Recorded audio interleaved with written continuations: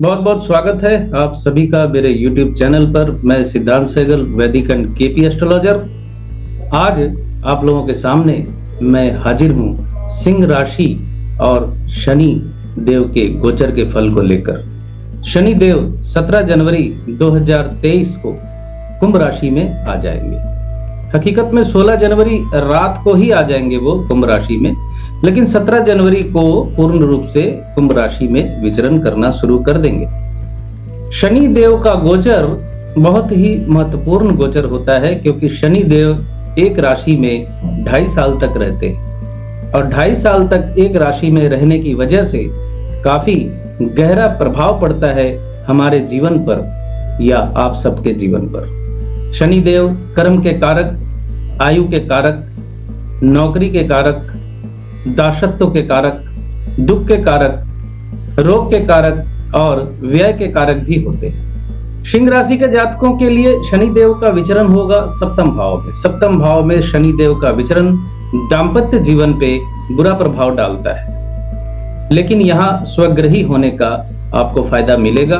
दाम्पत्य जीवन पे उतना बुरा प्रभाव सिंह राशि के जातकों को नहीं झेलना पड़ेगा, लेकिन आपकी जन्मकालीन दशा अंतरदशा अगर सेपरेटिव ग्रहों की चल रही है तो दाम्पत्य जीवन में आपको ज्यादा परेशानी उठानी पड़ सकती है। व्यवसाय में भी आपको बाधा आती नजर आएगी। काम धीर गति से चलेंगे और सफलता देर से मिलेगी आपको।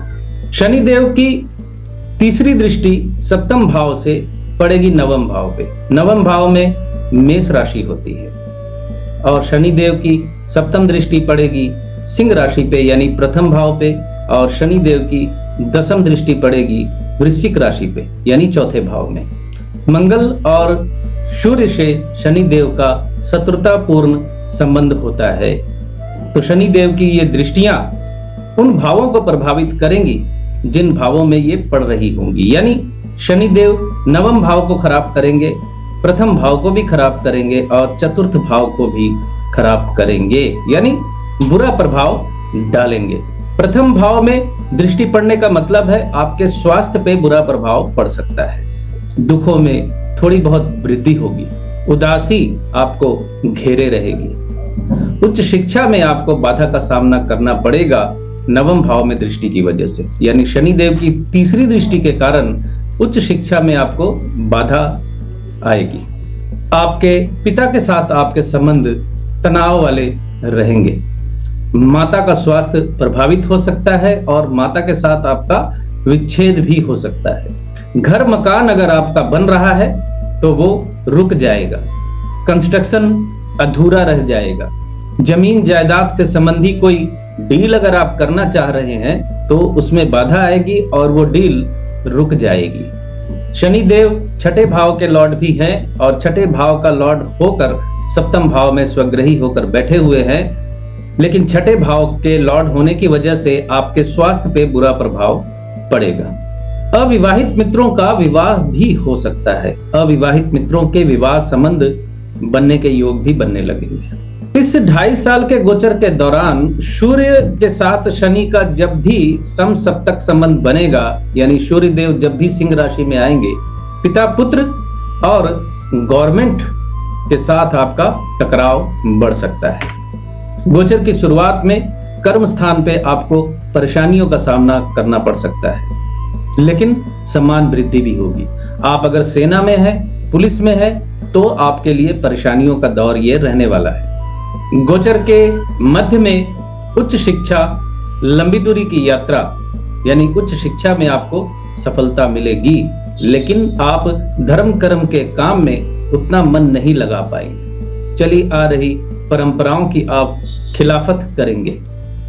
समाज में आप इसके लिए परेशानी में भी घिर सकते हैं। तकनीकी कामों से आपको फायदा मिलने का योग बन रहा है। गोचर के आखिर में दाम्पत्य जीवन में प्रेम की वृद्धि, लेकिन ससुराल पक्ष के हस्तक्षेप की वजह से दाम्पत्य जीवन में परेशानी भी होगी। प्रेम संबंधों को लेकर आपको बदनामी का सामना करना पड़ सकता है। गोचर के अंत में आपको डिप्रेशन हो सकता है, अकेलेपन से गुजरना पड़ सकता है। किसी भी प्रकार के प्रलोभन में पड़कर कोई भी गैर कानूनी काम आप करने से बचें, नहीं तो आप मुश्किल में आ जाएंगे।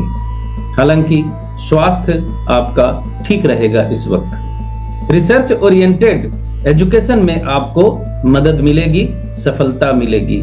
किसी नई खोज से आप इस दुनिया को प्रभावित कर सकते हैं, चमत्कृत भी कर सकते हैं। माउंटेनिंग अगर करते हैं तो आपके लिए ये सफलता वाला समय रह सकता है। आप अगर फिल्मी दुनिया से जुड़े हुए हैं, गीत संगीत से जुड़े हुए हैं, तो ये समय आपके लिए अच्छा नहीं है। शनि देव के सप्तम में गोचर के दौरान मंगल देव जिस वक्त सिंह राशि में आएंगे, उस वक्त आपकी माता के साथ आपका विच्छेद हो सकता है। माता का स्वास्थ्य प्रभावित हो सकता है। भाग्य की सहायता इस गोचर के दौरान कभी कभी बनी रहेगी। आप बहुत सी मुसीबतों से बाल बाल बच निकलेंगे। शिक्षा में आपको सफलता मिलेगी इस गोचर के अंत में, यानी शनि देव के गोचर के अंत में। अंत मतलब कम से कम आखिरी 1 साल समझ लीजिए। शिक्षा में अग्रगति होगी, उच्च शिक्षा में सफलता मिलेगी, धार्मिक यात्राओं पे भी आप जा सकते हैं। कर्म स्थान पे सामयिक समस्या का सामना आपको करना पड़ सकता है। गोचर के आखिर में आपको नौकरी से सस्पेंशन का सामना भी करना पड़ सकता है। आपकी नौकरी छूट सकती है। लेकिन शिक्षा के क्षेत्र से अगर आप जुड़े हुए हैं तो यह समय आपके लिए काफी लाभवान रहेगा। यानी आप अगर शिक्षक हैं तो भी आपके लिए यह समय लाभवान रहेगा। जो व्यवसाय करते हैं उनके लिए यह समय लाभकारी रहने वाला है। शनि देव के इस गोचर के दौरान आप गुरुदेव बृहस्पति का मंत्र जाप करते रहें, आपके लिए अच्छा रहेगा। छोटी मोटी समस्याएं आपकी दूर हो जाएंगी। अगर आपका स्वास्थ्य प्रभावित होता है, स्वास्थ्य बिगड़ता है, तो आप किसी अपाहिज को डोनेशन दें, तो आपकी स्वास्थ्य से संबंधी समस्या में कुछ कमी आ जाएगी। तो ये था सिंह राशि के जातकों के लिए शनि देव का गोचर फल। मिलते हैं अगले वीडियो में कन्या राशि के फल को लेकर। बहुत बहुत धन्यवाद आप सभी का जुड़े रहने के लिए। खुश रहिए, स्वस्थ रहिए। वैदिक ज्योतिष का बेसिक मजबूत करने के लिए बहुत जरूरी है। पर अगर आप फलादेश में पारंगत होना चाहते हैं तो आपको कृष्णमूर्ति पद्धति सीखनी चाहिए। कृष्णमूर्ति पद्धति में ग्रहों के सिग्निफिकेटर आपको फलादेश करने में बहुत सहायक होते हैं। वैदिक में जहां ग्रह की स्थिति से फलादेश किया जाता है, कृष्णमूर्ति पद्धति में ग्रह जिस नक्षत्र में होता है उसके आधार पर फलादेश करते हैं। अगर आप ज्योतिषीय फलादेश में निपुण होना चाहते हैं तो कृष्णमूर्ति पद्धति सीखने के लिए मेरी ऑनलाइन क्लासेस ज्वाइन कर सकते हैं। क्लास वेबकैम पर होती है। फर्दर इंक्वायरी के लिए आप मेरे व्हाट्सएप नंबर पर मैसेज कर सकते हैं।